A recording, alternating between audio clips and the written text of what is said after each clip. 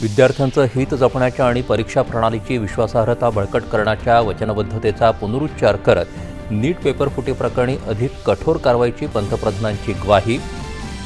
पेपरफुटी विरोधातील सुधारणा विधेयक लवकरात लवकर संसदेत मंजूर करून घेण्यासाठी सरकार सर्वतोपरी प्रयत्न करेल, पंतप्रधानांनी केलं आश्वस्त.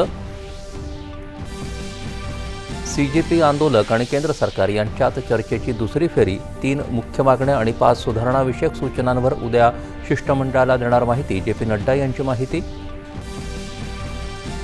सोनम वांगचुक यांनी केंद्रीय मंत्री जितेंद्र सिंह आणि जे पी नड्डा यांच्या उपस्थितीत उपोषण घेतलं मागे. पंतप्रधानांनी सोनम वांगचुक यांना लवकर बरं वाटावं यासाठी व्यक्त केल्या सदिच्छा.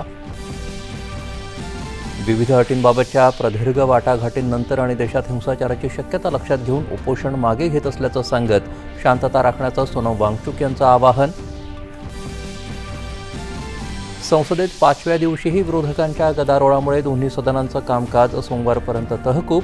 खासदारांनी या चर्चेकडे पाठ फिरवली तर देशात सकारात्मक संदेश जाणार नाही. किरेन रिजिजू. नीट यूजी पेपरफुटीनंतर सुधारणांच्या अंमलबजावणीत झालेली प्रगती दर्शवणारी सविस्तर प्रतिज्ञापत्र सादर करण्याचे सर्वोच्च न्यायालयाचे केंद्र सरकार आणि राष्ट्रीय परीक्षा संस्थेला निर्देश.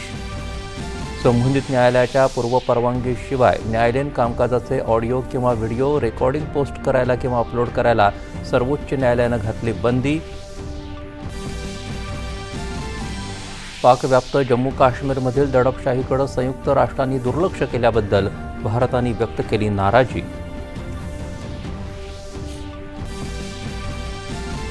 आषाढी एकादशीनिमित्त पंढरपूर सज्ज. विठू नामाच्या गजरात सर्व संतांच्या पालख्या आज पंढरपुरात होणार दाखल. वारकऱ्यांना आता विठुरायाच्या भेटीची आस. आणि पुढील 3 दिवस राज्याच्या बहुतांश भागात मुसळधार ते अतिमुसळधार पावसाचा हवामान विभागाचा इशारा.